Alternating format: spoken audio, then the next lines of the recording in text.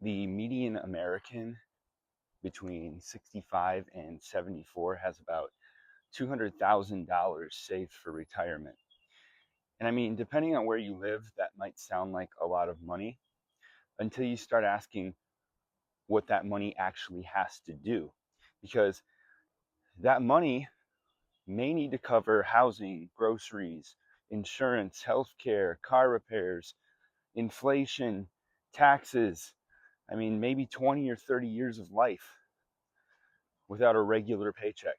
So the real question is not just, did Americans save enough?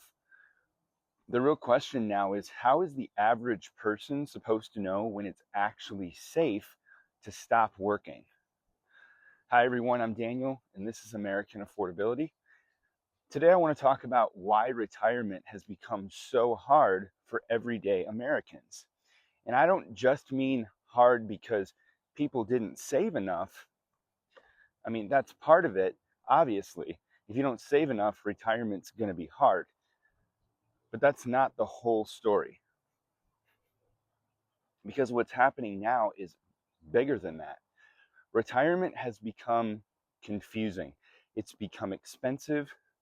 It's become emotionally stressful. And for a lot of people, it still feels like the old retirement promise is starting to break down. You know, retirement used to sound pretty simple. You worked for 30 or 40 years. Maybe you had a pension. You collected Social Security. Maybe you had some savings. And then hopefully you enjoyed the last chapter of your life. But now people are asking completely different questions. They're saying, you know, can I afford to stop working? Or what if I retire and the market crashes? Or what if Social Security changes? Or what if healthcare gets more expensive? Or what if I live longer than my money? And maybe the weirdest question of all is, what if I actually did save enough, but I'm too scared to spend it? And that last question is really important because it gets to something that I don't think people talk about enough. We spend decades telling people how to save for retirement, but we don't spend nearly enough time talking about how to actually retire. And those really are two different things. Here's what's actually happening. For a lot of Americans, retirement has essentially shifted from a paycheck system to a personal responsibility system. I mean, if you had a traditional pension, retirement was easier to understand. You worked long enough, you qualified, and then you got a check every month. I might not have, I mean, you know, it might not have made you rich, but at least it was predictable. You knew that the money was going to be coming in. But I mean, if your retirement is mostly made up of 401k or an IRA, you know, Social Security also, then you're basically your own pension manager. You have to save the money, you have to invest the money, you have to decide when to retire, and you have to decide when to take Social Security. And then you have to decide how much to withdraw. You have to guess how long you're going to live, and you have to guess what inflation is going to do to that money. You also have to guess what healthcare is going to cost. And then after all that, you have to hope that the stock market cooperates. I mean, that's a lot to put on just, you know, a regular person. And this is where I think the retirement conversation gets way too simplistic, because people will say, well, you know, Americans just need to save more money. And yes, in a perfect world, sure, that's the right answer, but that answer skips over the reality of how expensive life has become right now. Because, you know, if you're paying high rent or high mortgage, you know, high insurance, car payments, credit card debt, medical bills, if you're helping family, I mean, or if you're just trying to keep groceries in the house, a retirement savings can start to feel like this thing you know you should be doing, but you can't always fully fund it. And that's not because you don't care. It's just because right now, the present is really expensive, and that's the trap. The cost of living today is competing with the cost of your future. And for a lot of Americans, today is winning. And this is where it gets really interesting, because there's a word that came up in one of the articles I was reading. And the word was decumulation. And I know, it sounds like one of those financial terms that makes you immediately want to just click away.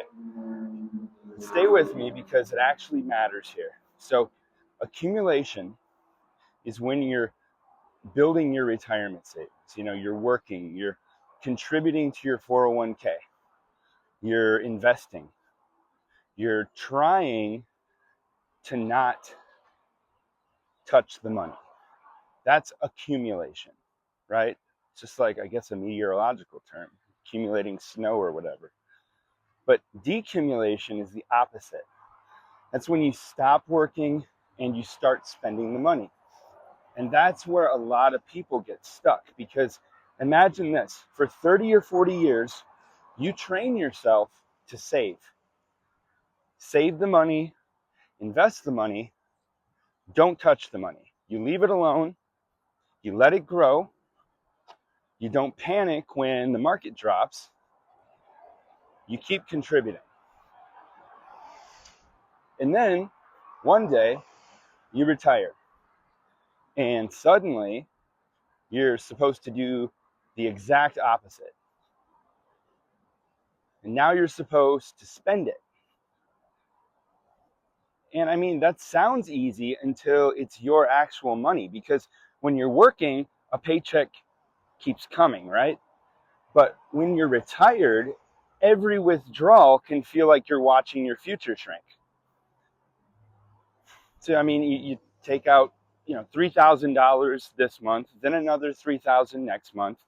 Then the car needs tires, and then the AC breaks. And, like for me, living here in Tampa, let me tell you, the AC breaking is not some minor inconvenience. That's an emergency.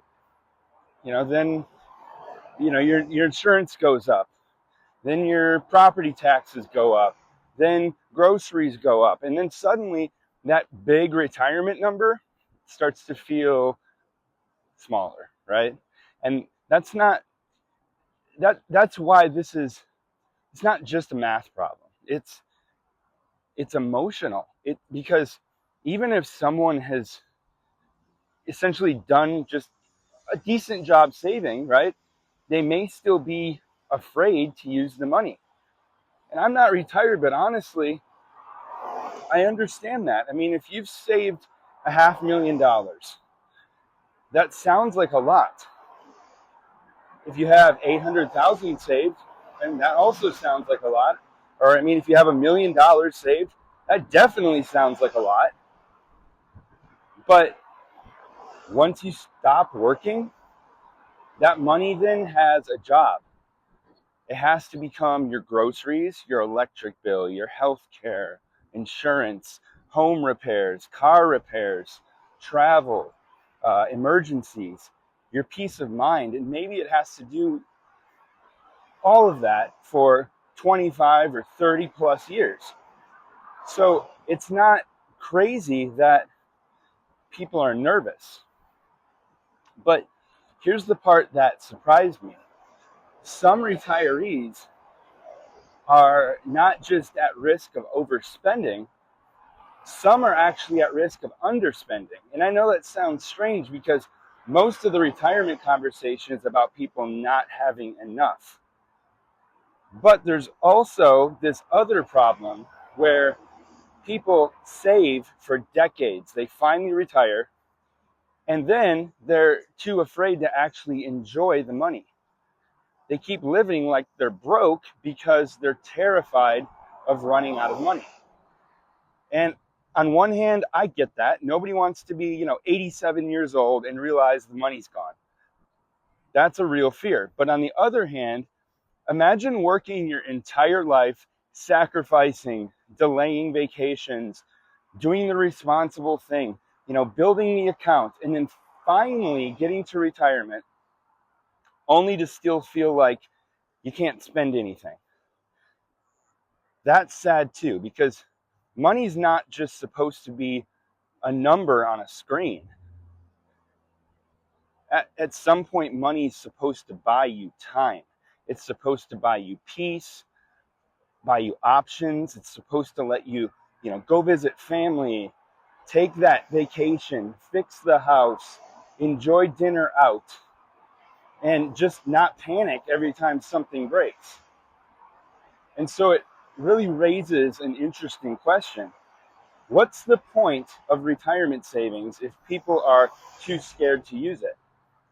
And I think the answer is that people don't just need a savings number, they need an income plan. And that's the piece that's missing for a lot of people, because retirement's, it's not really about having a pile of money. It's about turning that pile of money into monthly life, right? Like I said, can you pay your bills? Can you cover your health care? Can you survive inflation? Can you handle a bad stock market? Can you replace your paycheck in a way that doesn't make you feel like you're just in a free fall? And that's the real issue. And this is why people with pensions, military retirement, government pensions, and some kind of guaranteed income are in a very different position than people who are fully dependent on investment accounts. And I say that as someone who has, I've spent a lot of time around government and military systems. And when you know that a check is going to be coming every month, that changes how retirement feels. I mean, it doesn't mean you're automatically rich. It doesn't mean that you don't need savings, but psychologically, it's different. There's a big difference between I have monthly income coming in and I have to sell pieces of my portfolio every month and hope that I'm doing this correctly. Because, retirement isn't just about net worth either. It's about cash flow. And I think this is where a lot of people get confused. Someone might say, I got $600,000 saved. Okay, I mean, that's good. But what does that actually produce every month? How much can you safely spend? Or, how much is taxable? How much of that do you need for housing?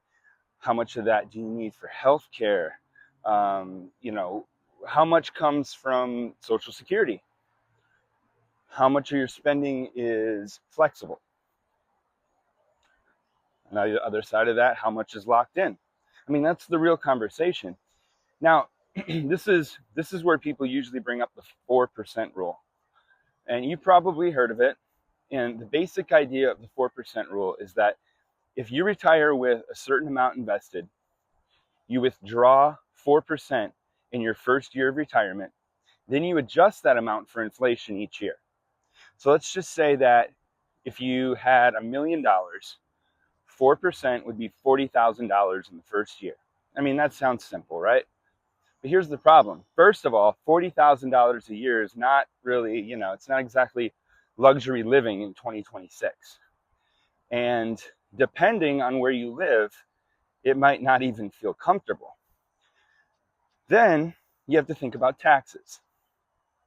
All the other things too that we talk about here all the time: healthcare, insurance, housing, market swings, and how long you might actually live. So the 4% rule can be helpful as a starting point, but it's not some magical guarantee that just makes retirement simple. I mean, we all know real life doesn't happen in clean spreadsheet lines. Some years are normal, some years the market's bad, or inflation's high, or maybe there's a year where you gotta buy a new car. I mean, some years your house might decide that it wants $12,000 from you for absolutely no reason. That's real life. So when someone asks, how much do I need to retire? The honest answer is kind of frustrating because it depends. And I know people hate that answer. I hate that answer, but it's true. It depends on your housing. It depends on your health. It depends on whether you have debt or if you have a pension. It depends on when you claim Social Security. I mean, you can go online and look at the Social Security calculator and plug in numbers and ages and see what the difference is from when you would actually start drawing your Social Security, because it's a different amount whether you draw at 62 or whether you draw at 68, etc. And I highly advise people do that. This also depends on whether you help your kids. It depends on whether you help your parents. It depends on where you live. I mean, living in Tampa is a little different than living in Cheyenne, Wyoming, right? It also depends on whether you can cut spending if things get tight. And that's why retirement feels really difficult right now. People want one magic number, but retirement is not just one number. It's a whole system. And if one part of that system breaks, the whole thing can get stressful really fast. So let's bring this back now to the average American, because a lot of people are not sitting around with just $1 million wondering how much they should withdraw. I think, a lot of people are looking at their balances and thinking, there's no way that this is enough. And for many people, they're probably right. That's the uncomfortable truth. If the median retirement savings for people in their late 60s and early 70s is around $200,000, then that tells you something. It tells you that a lot of people are reaching retirement age with money saved, sure, but not necessarily enough money to feel secure. And that's the distinction, because having retirement savings is not the same as being retirement ready. I mean, you might have a 401k, you might have an IRA, you might have some savings, but if the money doesn't create enough monthly income to support your life, then the account balance alone doesn't solve the problem. I mean, think about it this way. If someone has $200,000 saved and they follow a rough 4% withdrawal idea, that's about $8,000 a year, right? That's around $667 per month. So, we got to ask, is $667 monthly helpful? I mean, absolutely. I would never say that it's nothing, but is that enough to replace a paycheck? No. I mean, not even close, right? So for many people, Social Security becomes the foundation. And that right there is another source of anxiety, because people keep hearing about Social Security funding problems. And I want to be careful here because I don't like fear mongering. Social Security it's not disappearing tomorrow. And that's not what's happening. Even if the trust fund reserves are depleted in the future, like they're talking about right now, payroll taxes will still be coming in. So when people say, oh, Social Security is, it's going bankrupt, that's usually not the most accurate way to say it. The more accurate way is that Social Security faces a funding shortfall. And if Congress does nothing, future scheduled benefits may not be fully payable. I mean, that's still a big deal, but it's not the same as saying everyone gets zero. And I mean, that distinction matters because panic definitely doesn't help people plan for their future. What does help is clear information. But I mean, still, the uncertainty of it all absolutely matters. Because for a lot of retirees, Social Security is not just extra money. It's the main thing that keeps the lights on. So, I mean, if someone is already worried about their savings, And then they hear that Social Security might face cuts in the future. Of course, they're going to feel anxious. And I mean, really, that anxiety is rational. And this is the bigger point.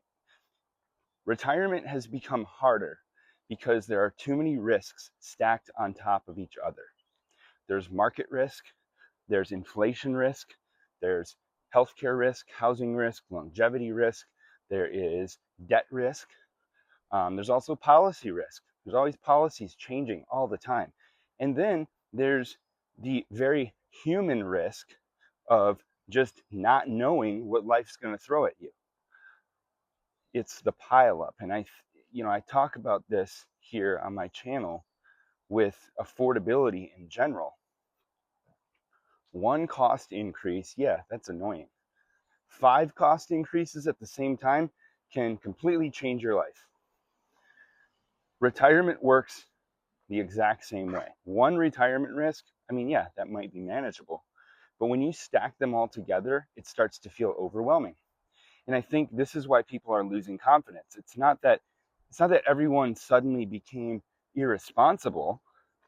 It's that the path got harder to see.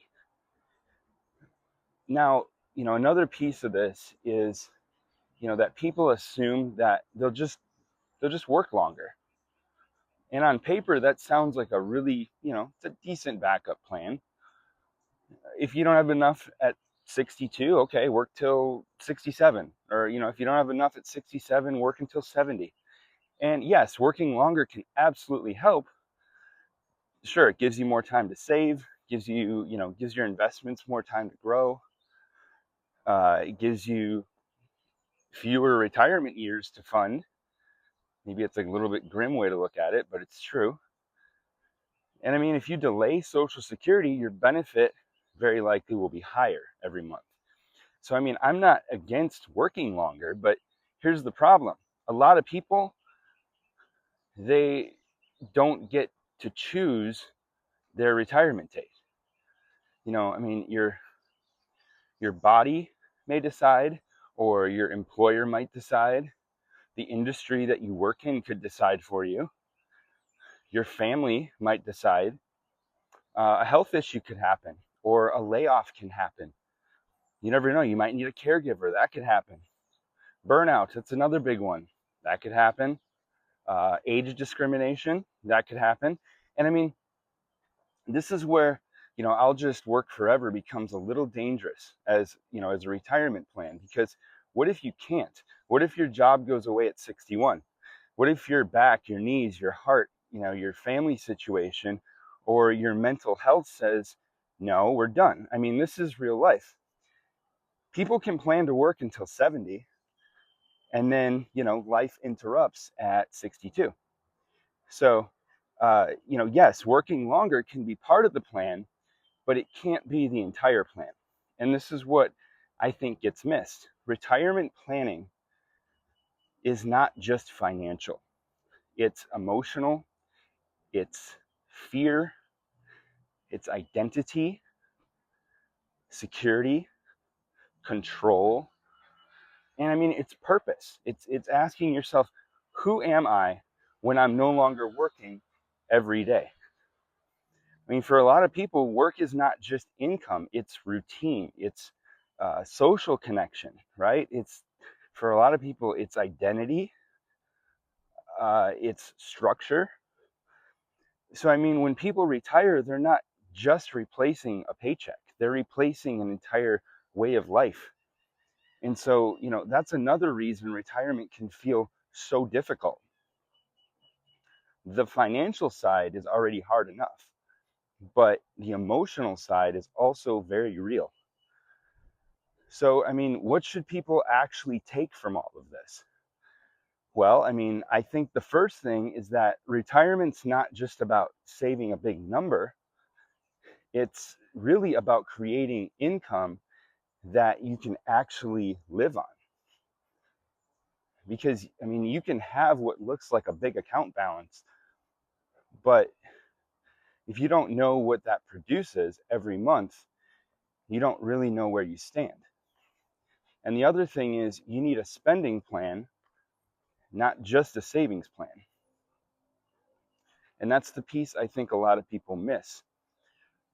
We're taught to save, we're taught to invest, we're taught to not touch the money, but at some point the money has to become useful.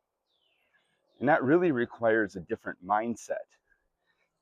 You don't want to spend too much and put yourself at risk, but you also don't want to spend so little that you miss out on the very life you spent decades trying to build. So there has to be some kind of balance. And I think people also need to be careful with the idea that they'll just work longer. I mean, maybe you will. Hopefully you can. But don't make that your only backup plan, because life doesn't always just ask your permission. And when it comes to Social Security, I think the key is to understand it without panicking about it. It matters, but it's not disappearing tomorrow. And it does have real funding concerns, and people should absolutely pay attention, but not panic. Just pay attention, because really the goal is not to scare people. The goal is just to be honest. And honestly, I don't think retirement is impossible, but I do think the easy version of retirement is disappearing for a lot of people. The version where you work one job, get a pension, retire at 65, collect Social Security, and never think about withdrawal rates or market volatility or healthcare inflation, or whether your money's even going to last. That version's not the reality for a lot of Americans anymore. And today, retirement takes more planning, more flexibility, more honesty, and probably more personal responsibility than what people were prepared for. And that may not be fair, but it's real. And I would rather be honest about that than give people some generic advice that doesn't match the world that we're actually living in right now. Because the worst thing that you can do is ignore it. The second worst thing you can do is panic. The best thing you can do is start building options, even small options. You know your Social Security estimate. I mentioned, go on the Social Security website, plug those numbers into that calculator. I don't care if you're 60 or if you're 18. I don't think there's ever a point where it's too early to look at that kind of stuff. But, another thing would be knowing your fixed expenses for retirement. Pay attention to your debt. Understand, what your retirement savings can actually produce for you. Be realistic about it. Think about your housing. Think about your health care. What does that look like? Increase your savings if you can. I know that's easier said than done, but every penny, every dollar saved will help. And I mean, if you're close to retirement, think seriously about how you'll spend the money, not just how much you have saved up to this point. The goal is not just to die with the biggest account balance possible. And it's also not to spend recklessly and hope that everything just works out. Your goal should be to build a life where your money supports your actual needs, your peace of mind, and hopefully, in there some joy also.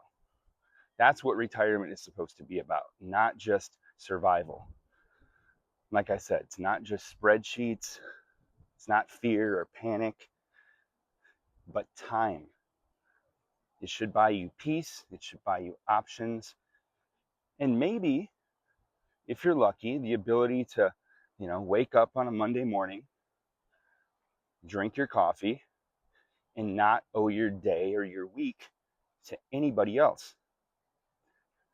That's the dream. And I think that's why people are so anxious about retirement right now, because they're not just afraid of running out of money. People are afraid of never getting that peace. I'm curious, Do you feel confident about retirement? Or does it feel more uncertain than it used to? And if you're already retired or you're getting close, what surprised you the most about it all? Was it the cost, the fear of spending, healthcare or housing or social security, or just the emotional shift from working every day to actually using the money that you spent your life saving? Let me know in the comments, because I think this is one of those topics where people really need to hear from each other. And if this video gave you some perspective, please hit like, subscribe, keep supporting American affordability. I really do appreciate it. Keep learning, keep adapting, and keep moving forward. That's all you can do, right? As always, I'll see you in the next one.